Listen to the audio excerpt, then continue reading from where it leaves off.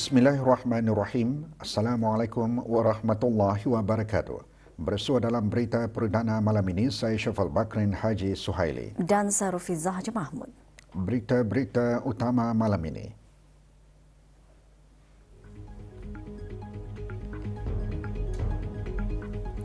Tahun baru iltizam untuk lebih positif.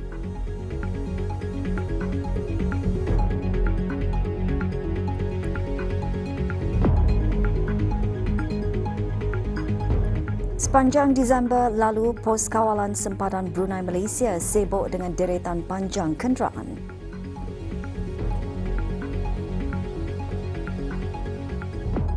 Sempena 42 tahun penubuhan Masjid Kampung Sungai Besar, Ahli Jawatan Kuasa Tamir Masjid berkenaan mengadakan majlis doa kesyukuran. Majlis berlangsung semalam di masjid berkenaan. Hadir yang berhormat Pihin Udana Khatim Dato' Peruka Seri Setia Ustaz Haji Awang Badarudin bin Pengarah Dato' Peruka Haji Osman, Menteri Hal Ehwal Agama selaku penaung Ahli Jawatan Kuasa Tamir Masjid Kampung Sungai Besar. Antara pengisian majlis, solat fardu maghrib berjemaah, bacaan surah Yasin dan tahlil serta doa kesyukuran.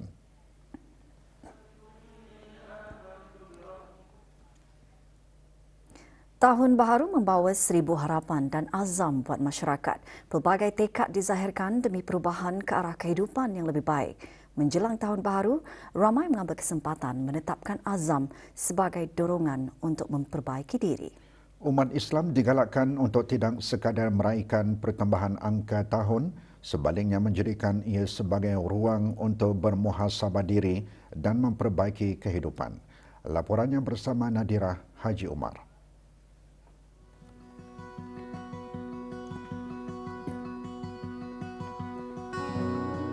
Perubahan tahun seharusnya menjadi peringatan untuk menilai sejauh mana persiapan seseorang sebagai hamba Allah. Dalam perspektif Islam, azam tahun baru membawa maksud perubahan ke arah yang lebih baik. Dalam menetapkan azam adalah penting untuk memastikan ianya bersifat realistik, merangkumi aspek duniawi dan ukhrawi. Perubahan tahun mendorong kita untuk menjadi manusia yang berubah dan juga ingin melihat bahawasanya ada perkara-perkara positif yang perlu kita bina di dalam kehidupan kita sehingga dalam melaksanakan kehidupan harian maka kita lebih menjurus kepada meningkatkan dan memperbanyakkan lagi amalan-amalan yang salih semata-mata untuk meningkatkan iman dan takwa kepada Allah Subhanahu wa taala.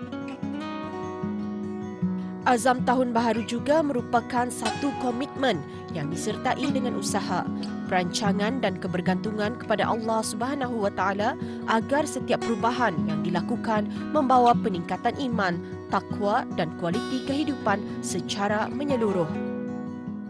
Iringan tawakal itu adalah kerana ada usaha dan azam itu juga adalah kerana ada usaha.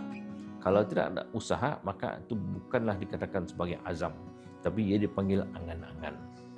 Ia ada perbezaan. Azam dengan angan-angan lain. Angan-angan cuma kita ni membayangkan saja. Tetapi azam itu ia adalah dengan adanya usaha. Dan itulah di dalam kita ni untuk mengekalkan istiqamah, sokongan dalaman hati kita ni adalah iaitu istiqamah. Di mana kita memantapkan hati, minda, fikiran sentiasa positif untuk melakukan perubahan. Tahun baharu hadir bersama azam dan harapan baharu. Ia bukan sekadar janji tetapi tekad untuk berubah ke arah kehidupan yang lebih baik.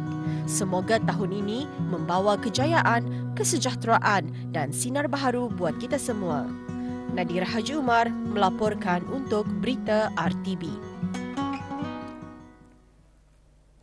Pos kawalan di sempadan negara ini sibuk dengan ramai yang keluar negara dan terdapat juga mereka yang memasuki negara ini pada hari pertama tahun baharu. Di pos kawalan Sungai Tujuh, daerah Belait, kesibukan dapat dirasakan oleh semua pegawai dan kaki tangan Jabatan Imigresen seawal pagi lagi. Segala kemudahan yang disediakan oleh pihak kerajaan di pos-pos kawalan imigresen dapat membantu melancarkan tugas pemeriksaan dan kawalan. Orang ramai dalam pada itu dinasihatkan untuk memastikan keadaan kenderaan mereka berada pada tahap yang baik sebelum memulakan perjalanan.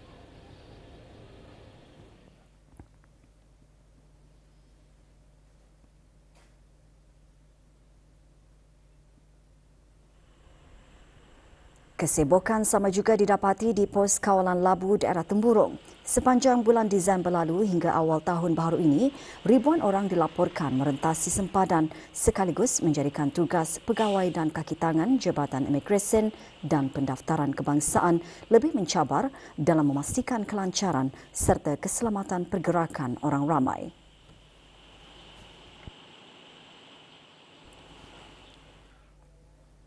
Lebih 270 orang telah memeluk agama Islam di negara ini setakat ini. Ikuti bahan beritanya selepas ini bersama dengan bahan berita lainnya.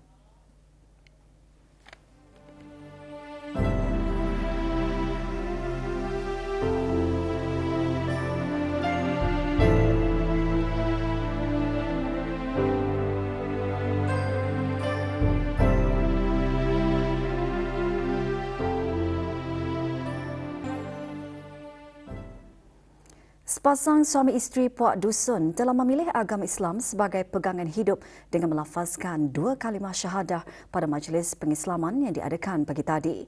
Majlis berlangsung di Kampung Longmayan, daerah Tutong.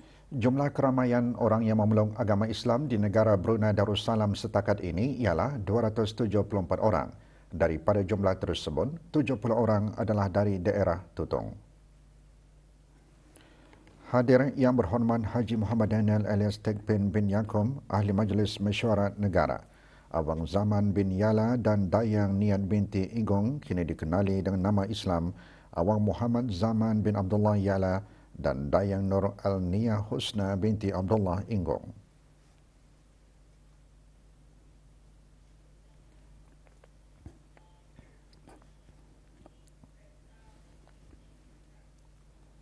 Bermula hari ini, Jabatan Perkhidmatan Pos dikorporatkan menjadi syarikat Pos Bru Sendirian Berhad Pos Bru. Kesemua perkhidmatan pos di bawah kawalan Jabatan Perkhidmatan Pos kini dipindahkan sepenuhnya kepada Pos Bru, iaitu sebuah anak syarikat milik penuh syarikat Darussalam Assets Sendirian Berhad Darussalam Assets dan akan beroperasi sebagai Public Postal Licensee di bawah kawalan selia pihak berkuasa Industri Teknologi Info Komunikasi AITI. Selaras dengan langkah pengkorporatan ini, Pos Bru memberi jaminan kepada orang ramai kadar perkhidmatan pos, surat dan parcel semasa dikekalkan tanpa sebarang perubahan. Semua perkhidmatan dan operasi di cawangan-cawangan Pos Bru sedia ada akan diteruskan seperti biasa.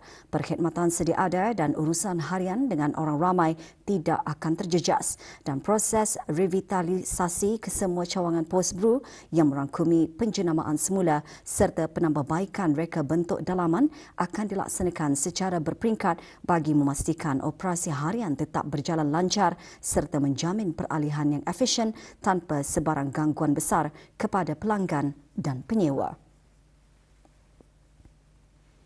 Sebarang pertanyaan lanjut hubungi Pos Bru melalui email feedback@postbru.com.pn, laman sesawang rasmi di www.postbru.com.pn atau media sosial postbru.pn.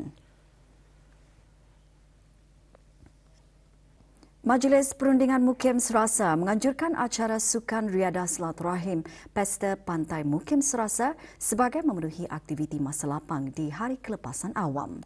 Dengan tujuan untuk mengukuhkan silaturahim, menanamkan sikap mencintai aktiviti luar dan alam sekitar, serta memupuk semangat kerjasama dalam aktiviti berkumpulan dalam kalangan penduduk Mukim Serasa.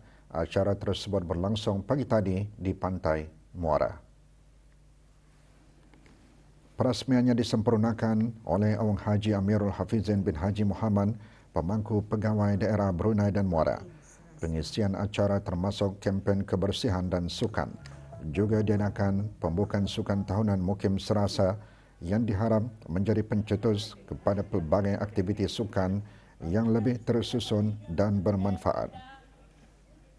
Pesta pantai ini ia mengeratkan lagi tali silaturahim antara kampung-kampung, lebih-lebih lagi daripada golongan belia-belia dari kampung-kampung lain supaya untuk berkenalan dan bersatu padu dalam acara akan datang.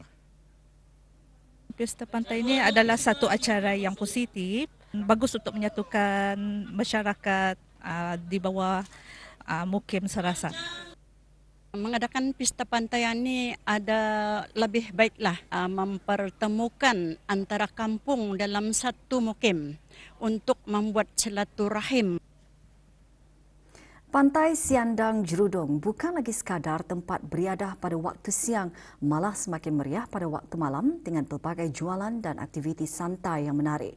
Suasana tersebut secara tidak langsung menghidupkan sektor rekreasi dan ekonomi setempat. Pemasangan lampu sekitar kawasan pantai menjadikannya sebagai destinasi pilihan untuk beriadah pada waktu malam. Pelbagai gerai jualan bukan sahaja menghidupkan sektor pelancongan tempatan, malah memberi peluang kepada peniaga kecil menjana pendapatan.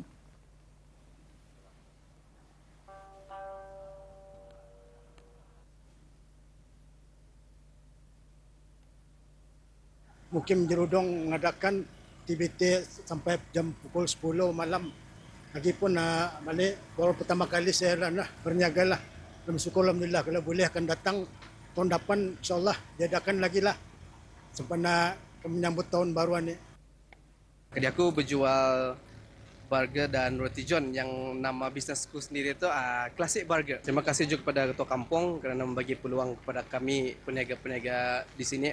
Walaupun keadaan masa ini hujan, ianya indah menghalang untuk kami berniaga. Kalau selalu diadakan dengan lampung-lampung, cerah macam ni, bisailah kalau macam untuk pengunjung yang datang macam lepak, chill, bawa kanak-kanak, nak bini apa, hang out di sini, syok lah, syok. Suasananya sangat cantik, suka dengan suasana yang di sini yang sangat indah dan unik. Ia sangat menarik dan pasal ia ada banyak jenis lampu, macam nampak meriah lah lagi. Kalau di harga hampir baguslah, lagipun bersih juga pantainya ni. Itulah. Berpotensi sebagai tarikan rekreasi dan pelancong, Pantai Siandang memiliki keindahan alam semula jadi yang masih terpelihara dengan pemandangan laut serta persekitaran pantai yang bersih untuk dikunjungi. Aktiviti Hari Keluarga terus menjadi platform penting dalam melahirkan institusi keluarga bahagia serta memperkukuh perpaduan masyarakat. Melalui aktiviti seperti permainan dan majlis makan bersama, hubungan antara anggota keluarga dapat dieratkan, meningkatkan rasa kasih sayang dan kepercayaan. Penganjuran Hari Keluarga yang berlangsung dalam suasana penuh kemeriahan mampu mengeratkan hubungan antara ahli keluarga, meningkatkan komunikasi serta mewujudkan masa berkualiti bersama dalam suasana santai dan menyeronokkan. Selain itu, aktiviti seumpamanya juga dilihat mampu mengurangkan tekanan harian serta mewujudkan keseimbangan antara kehidupan berkeluarga dan rutin seharian. Memberi ruang kepada kami sekeluarga untuk berkumpul dan dengan mengadakan aktiviti Hari Keluarga bersama.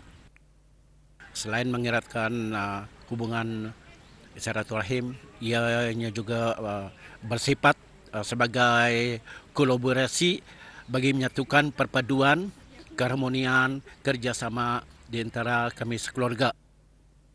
Berkumpul beramai-ramai ini sangat menggembirakan. Kami mengadakan aktiviti riadah seperti permainan untuk melupakan segala tekanan kerja lah. Aktiviti riadah seperti Hari Keluarga turut menyumbang kepada kesejahteraan fizikal dan mental melalui penglibatan aktiviti sihat di samping memupuk nilai-nilai perpaduan dan semangat kekitaan dalam kalangan masyarakat.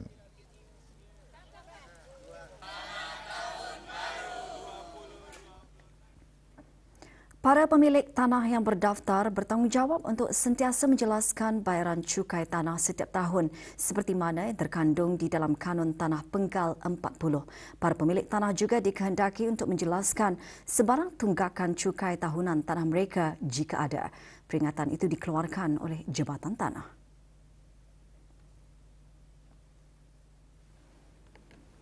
Pembayaran boleh dibuat melalui kaunter pembayaran di setiap pejabat tanah daerah pada hari Isnin hingga Khamis dan hari Sabtu pukul 8 hingga 11.15 pagi kecuali pada hari Sabtu hingga 10.30 pagi dan pada pukul 1.30 hingga pukul 2.30 petang.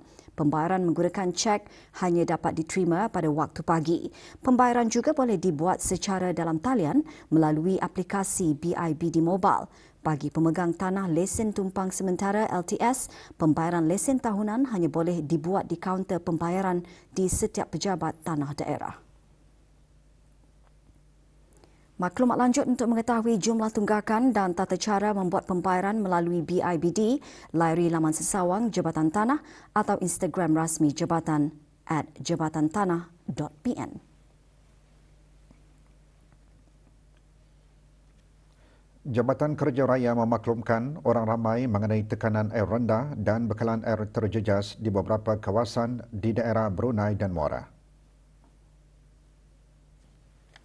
Ia adalah disebabkan oleh keadaan kualiti air mentah Sungai Tutong mengandungi bahan organik yang sangat tinggi serta warna gelap kehitaman yang telah menjejaskan pengeluaran dan penghasilan air bersih. Ini akan menjejaskan tahap paras tangki simpanan air di tangki utama. Pihak Jabatan Kerja Raya telah mengambil tindakan mengikut prosedur operasi standard bagi menangani keadaan tersebut dan telah pun merancang tindakan pemulihan sehingga bekalan air bersih dapat dikembalikan. Orang ramai dinasihatkan untuk berjimat cermat dalam penggunaan air serta menghubungi talian Darussalam 123 bagi pembekalan air tangki. Kerja-kerja penyucian tangki air British Army Garrison Seria akan diadakan pada 5 Januari. Kerja-kerja tersebut akan dilaksanakan bermula pukul 8 pagi sehingga kerja-kerja selesai. Kawasan-kawasan yang terjejas termasuk British Army Garrison Seria dan kawasan sekitarnya. Kerja-kerja penyucian tangki air Sungai Traban juga akan diadakan pada 5 Januari mulai 8 pagi hingga kerja-kerja selesai. Kawasan yang terjejas Kampung Sungai Traban dan kawasan sekitarnya. Sementara itu, kerja-kerja penyucian tangki air Pekan Seria akan diadakan pada 6 Januari mulai pukul 8 pagi sehingga kerja-kerja selesai. Kawasan yang terjejas Pekan Seria dan kawasan sekitarnya. Kerja-kerja penyucian tangki air Nakhoda Ragam juga diadakan pada 6 Januari bermula pukul 8 pagi hingga selesai. Kawasan-kawasan yang terjejas Pekan Blight, Los Tanjung dan kawasan sekitarnya. Untuk permohonan pembekalan air tangki, hubungi talian Darussalam 123. Bekalan air di beberapa kawasan di daerah Brunei dan Muara berkemungkinan akan terjejas atau mengalami tekanan air rendah pada 6 Januari. Kawasan tersebut Perumahan Negara Kampung Lugu, Kampung Perpindahan Lambak Kiri, Brakas Camp, sebahagian kawasan Kampung Lambak Kanan, Akademi Pertahanan ABDB, sebahagian Kampung Tanah Jambu, Kampung Salam Bigar, Kampung Meragang dan kawasan sekitarnya. Kerja-kerja pembaikan paip utama di Loji Rawatan Air Bukit Barun peringkat 7 akan bermula pukul 8 malam sehingga kerja-kerja selesai. Kerja tersebut akan mengambil masa sekitar 12 jam. Bagi pembekalan air tangki, hubungi talian Darussalam 123.